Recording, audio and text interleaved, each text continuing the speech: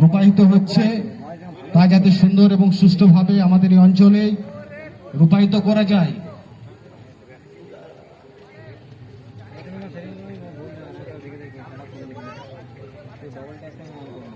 এবং আমাদের অধিবাসীদের সকলের যাতে কর্মসংস্থানের ব্যবস্থা হয়, তাই আপনারা সকলে আসুন যাতে আমাদের এই অঞ্চলে আমরা এই নতুন প্ল্যানটিকে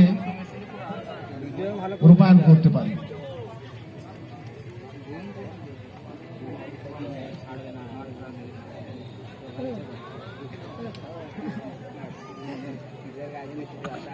নমস্কার, শুরু করছি আজকের আমাদের বার্ষিক সাধারণ সভা।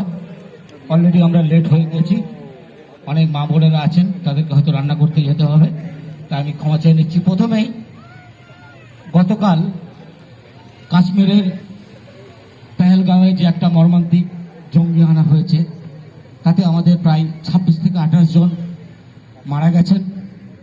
এছাড়াও গতকাল আমাদেরই গ্রামের এক ভাই অমর বাউরি আমাদের ছেড়ে চলে গেছেন। গত পরশুদিন পার্শ্ববর্তী গ্রামের কুরসা গ্রামের আমাদেরই সহকর্মী চিরঞ্জীব বোট আমাদের সকলকে ছেড়ে চলে গেছেন। তাই আমি আজকের অনুষ্ঠানের শুরুতে এই তিনটি ঘটনাকে কেন্দ্র করে আমি সমস্ত আমার দাদা ভাই মা বোনেদের উদ্দেশ্যে বলবো, আমরা উঠে দাঁড়িয়ে 1 মিনিট নীরবতা পালন করব তাদের আত্মার শান্তি কামনায়। শুরু।